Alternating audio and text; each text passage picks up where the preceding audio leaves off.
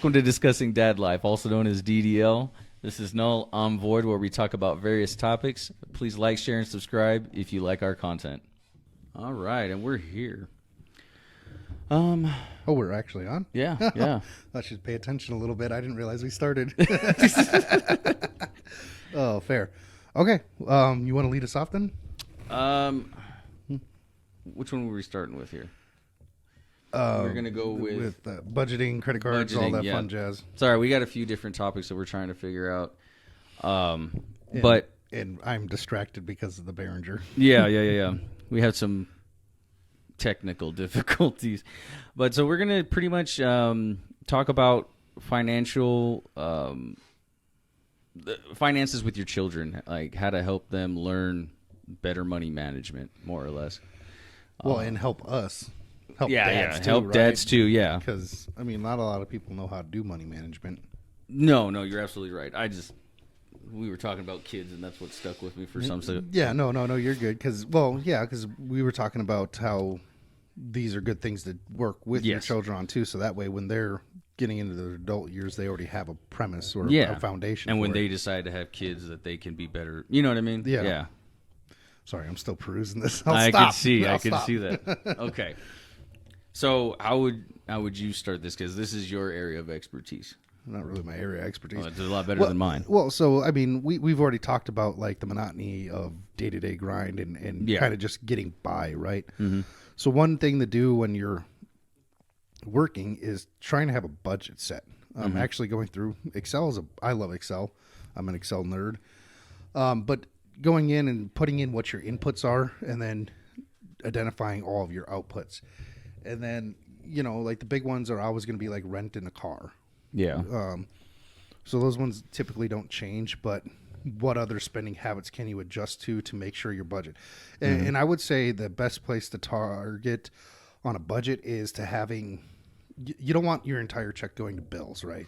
Yeah. You want some going into savings or into investments. So somewhere around 15 to 20% of your money should be going into investments or savings in some way, shape, or form. That would be my recommendation, but it's not financial advice. Exactly. It's just that's my thought. It's what you do, right? I try to, Yeah. Yeah. See, I always try to take a little, because I have a lot of bills too, you know what I mean? But I try to take a little bit of money every week and put it into something that's going to help me generate more income later down the road. You know what I mean? Like you said, an investment, crypto, or something like that. Because it might not start out with a whole lot, you know what I mean? But it will eventually build. Yeah, exactly. It'll grow into something. Yeah. And then so budgeting is very important. We were talking, probably within the next couple of weeks, we'll actually do a mock budget and show you guys how to basically set one up. Yeah, for those of you who don't know, I don't know. So we're going to go through that with you guys, and hopefully that helps somebody out. Yeah. And then we were going to move on to credit cards because we kind of differ a little bit. I am a firm believer in credit card use. Yeah. Debt is good as long as it's good debt. Yeah. If you can make your debt work for you, it's good to have. Mm-hmm. So when I say credit cards are a good thing, I say if you have a credit card that you get cash back or you get rewards points back, those are the credit cards you want to seek after. Yeah. So like the main credit cards I use either do 2 times cash back or what is that, like 1.5% or something like that? Every credit card's slightly different, but yeah, I think for every $1 or for every $100 I spend, I get $2 back or something like that. Oh, okay. So it's not like ginormous, but it's workable. It's still helping you out a little. You know what I mean? That shit adds up. Yeah, and then the other credit card that I mainly use actually gives me points, Delta points. So, So frequent my whatever. So those work. So it's always giving me miles and stuff like that. Yeah. Okay. But yeah, utilizing credit cards in that way. But you're wanting to keep your credit cards 30%, wasn't it? Yeah, like 10 to 30% in that kind of range. Don't be maxing them out and then paying them off. Like, so I use one of my credit cards to actually pay a couple bills. Mm-hmm. And then instead of paying using my bank account to pay those bills, I actually use the credit card, and then I just take the money that I was going to pay for those bills and pay off my credit card. Yeah. I get what you're saying. Right. So that way I'm getting the points and utilizing it, and then also building credit at the same time. Investment properties are a decent avenue to look into as well. Well, not even necessarily investment properties, but investments are very important that you have to do. Yeah. Okay, so what would you recommend for somebody like I guess a good company to start with? Like if they've never had a credit card or anything like that, do you know of a company that might be good for somebody to start with, like a good starter credit card? You know what? There's actually podcasts I'll actually go through and actually look at the credit cards that are out for the year and tell you which ones are the best. I don't get that much involved just because I'm not always trying to change credit cards. Yeah, understood. My mom does that stuff all the time. But Visas typically usually have the best, and there's certain Visa programs that actually are much better. Nice. Now, the other thing is if you're trying to build your credit, there's actually I think it's the Discover card. There's a Discover card where you can actually go and you preload money onto it, but then it's utilized. So you're putting cash. Yeah, it's basically like a credit/debit card. Okay. You're putting money in. It's almost like it's a debit card, but it's treated like a credit card. So that's a good way to start building your credit up too. And then utilizing your authorized users is a good opportunity for building your child's credit as well. There you go. So if you've already started to maintain credit card use and you're paying off and keeping between 10 and 30%, go ahead and add your child as an authorized user. Mm-hmm. Just so they start getting credit built on them because they're going to take advantage of you being good with your credit card. Yeah, for when they're older. Yeah. Okay. And then, so like, I know I'm going to start probably around 15 or 16 when they're right around the driving age.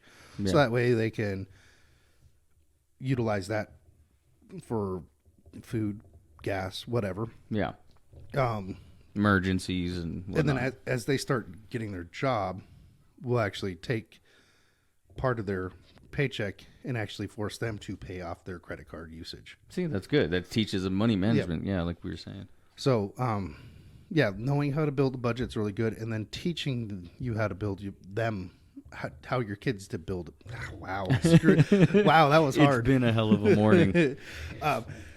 Learning how to build a budget is good for you, and then taking that and working with your kids on building a budget is actually going to be super helpful for them as well. Yeah. Okay. Cool.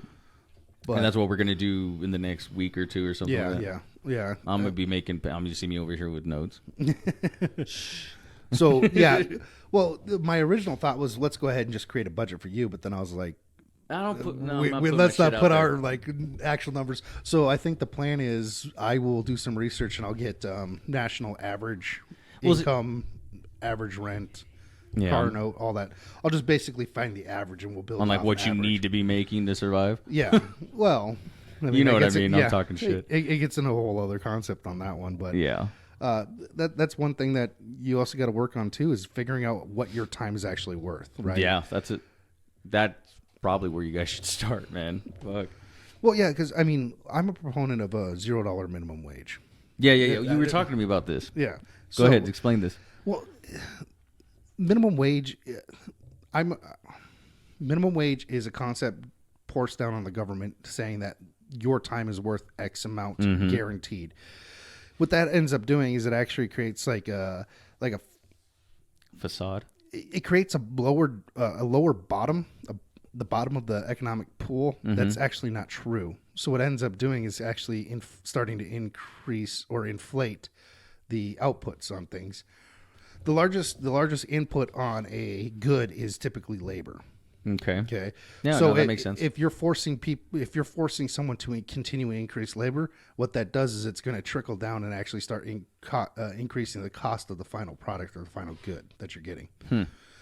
What that does then is it starts making the cost of everything go up. Now people need more money in order to live, so now minimum wage has to go up. So it's just it's like a dog chasing a tail. Yeah, I was going to say it's a never-ending cycle. So if you were to actually eliminate that and actually let the market standard dictate what the actual price of a good is, and then from the price of the good actually dictate what you can pay for a product, then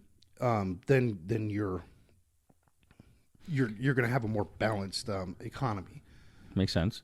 And you mentioned something earlier. It was like know your worth. So like so a lot of people, I know this because I've done it before. Like you just go into a job and they say, "Hey, we're offering this," and you just sign the paperwork. Yeah. You know what I mean? So I guess because you can't just go in there negotiating your wage, can you? 100%. Can you? Every single job is worth negotiating on. I mean, I always try to fight for when I did work like that. I always try to fight for something more, but it was just like. I don't think a lot of people know that no matter what, you can go in there and negotiate, right? Yeah, right. And we've kind of already talked about this, right? So let's say you and I are going for the same job, and in an hour you can produce 100 widgets, but in an hour I can produce only 80 widgets. Yep, I remember. Can I command the same amount of wage that you can? No, I can't. Yeah. Because I'm producing 20% less. Mm-hmm. Now, if I'm a good talker and I'm a good negotiator, I could probably actually increase my wage over you, even though you outperform me. Yeah, if you're a good negotiator, like you were saying. So, that actually ties into another thing about minimum wage that I actually absolutely despise is instead of being paid by hour, people should be able to be paid by performance. In certain instances, like if you're in a manufacturing plant and you're going to process 3 million pounds of milk a day, let's say. Okay. That's kind of in and out. You can't really do anything about it. You should be paid. It makes sense to get paid an hourly wage. Okay. But let's say you're in a factory job where you're creating widgets. You get bins with parts and you have to assemble them. And you can assemble, and the target for the day is 500 widgets. Well, if it takes you 4 hours to create 500 widgets versus 8 hours, why should you be penalized for going faster, right? So you're saying per job you should just get paid a certain amount regardless? Well, as long as you're performing to the capabilities expected? Yeah, so if you think about it, like the salaried employees get paid a certain amount per week. Yeah. Or per month or per year, however you have it set up. Regardless of what you accomplish, how long it takes you to accomplish it, because you're tasked with accomplishing just certain things. Yes. So if it takes you 1 day out of 7 to accomplish that goal, bam, you just got 6 free days and you're guaranteed the same wage, your pay. Right? That's more or less what I'm getting at is the salary rate does make more sense in a lot of cases as long as you're accomplishing things. Now, what that does mean is, let's say I have a job for you and I want you to make 500 widgets. Yep. I'm going to pay you a day. For 5 days, I need 2,500 widgets. 2,500 widgets. And let's say you can create all 2,500 widgets in 2 days for me. Yeah. And I guarantee, and I'm saying, I'm going to pay you $1,000 a week to make $2,500 widgets or 2,500 widgets. Mm-hmm. Now let's say you do this in 2 days. Well, now I can go back to you and say, hey, you know what? You're achieving more. What would it take for you to give me an extra 1,000 widgets a week? And you say, "Come now it's earnest on you. What's your time worth? Double or nothing. Is it worth $2,000? Well, then it becomes a negotiation between you and I. Is your time to build another 1,000 widgets worth another $1,000 out of my pocket? Yeah, exactly. Right. So you can say that, and I might come back and say, hey, in my mind, it's not worth $1,000. It's only worth 500. And you can say, you know what? I can see your point of view, but let's do 800. Well, I can come back and say, how about 6? Yeah. I get and what we you're might saying. and we might settle, right? Yeah. It's opening up for negotiations. That's the more important thing.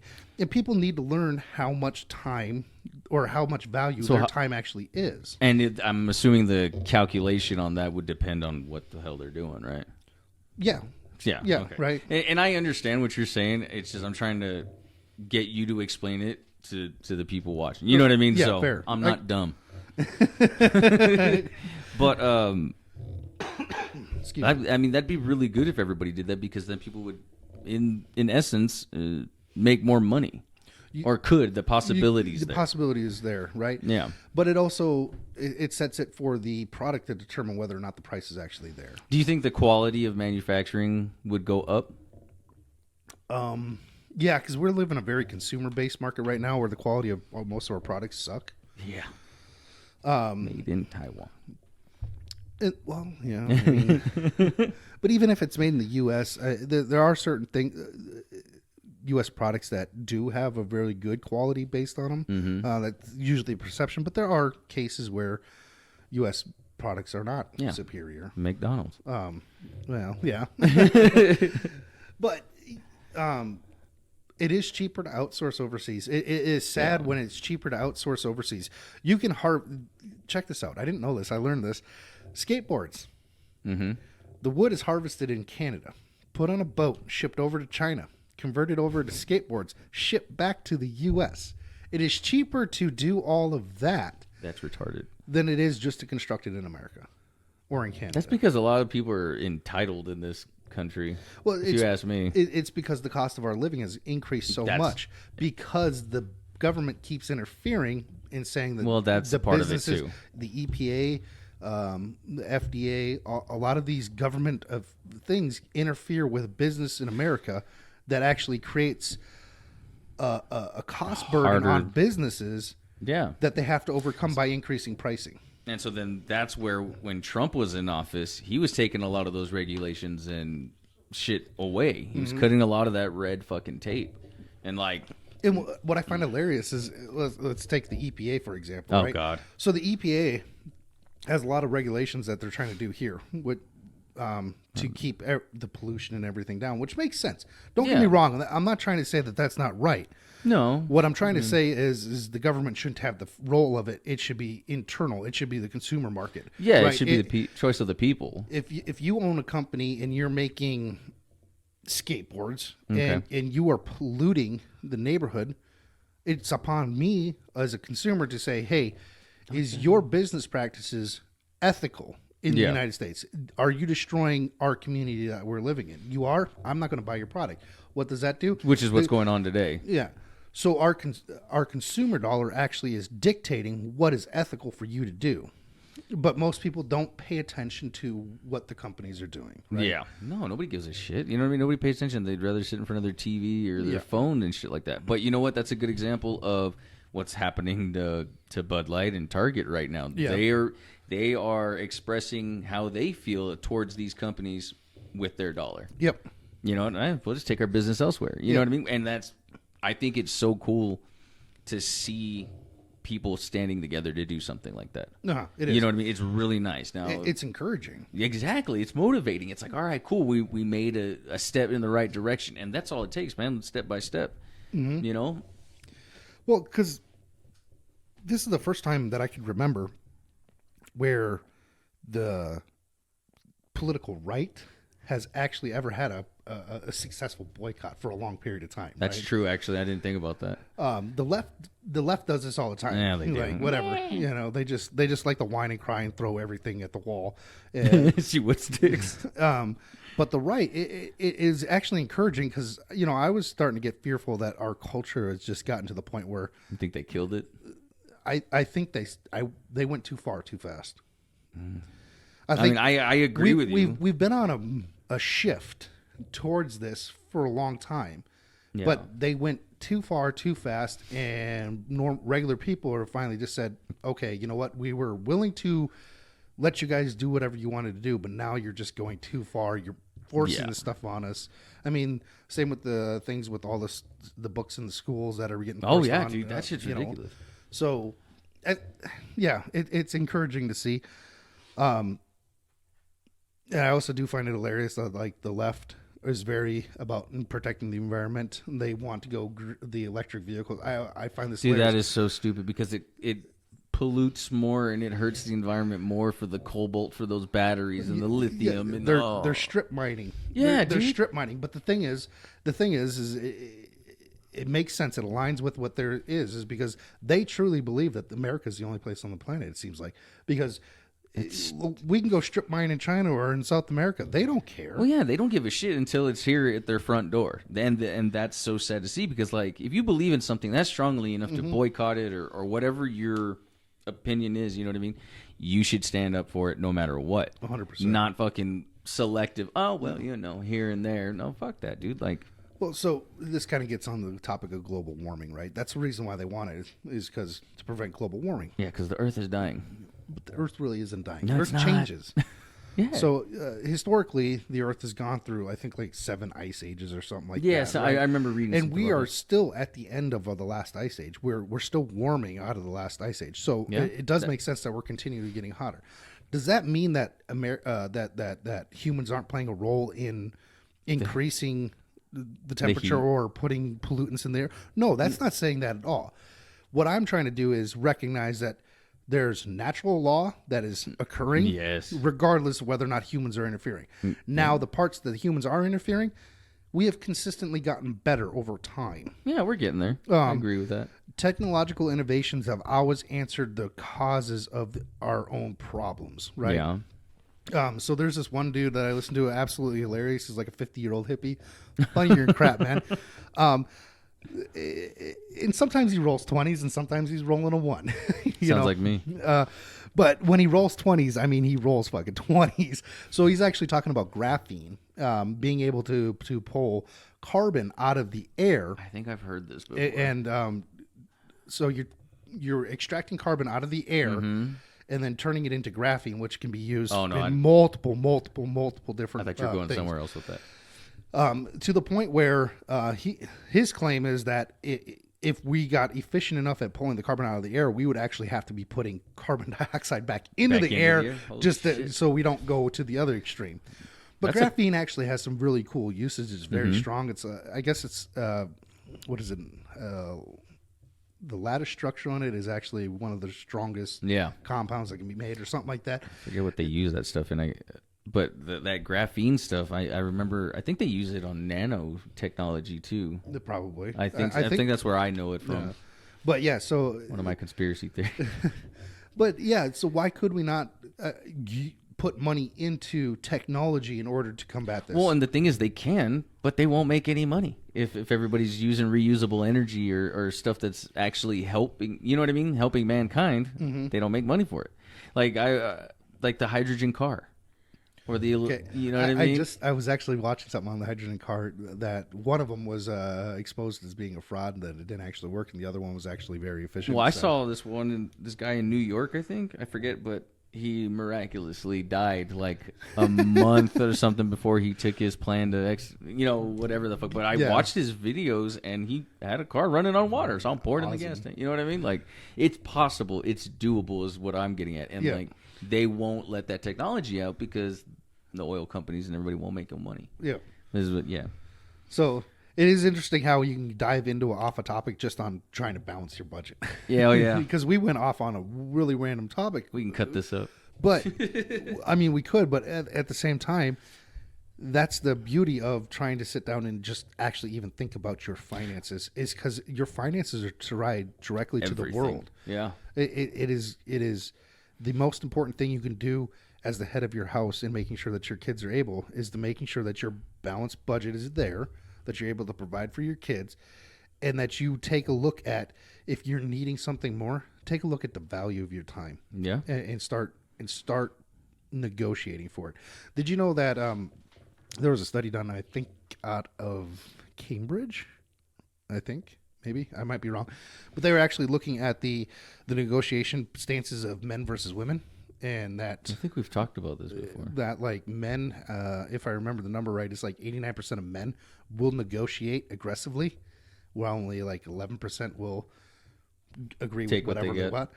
Whereas women, it's like almost the complete opposite. It's like only like 32 or 33% will aggressively negotiate, and the other ones will just accept for their wages. Yeah.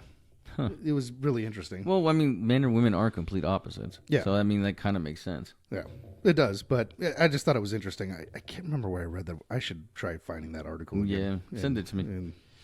Yeah.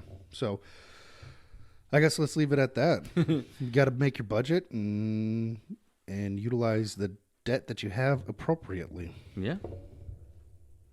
Talk to you later. Hope you enjoyed the content. Please leave us a comment on anything you want to hear us discuss. Something you disagree with, please give us a like, share, and subscribe. Till then, peace.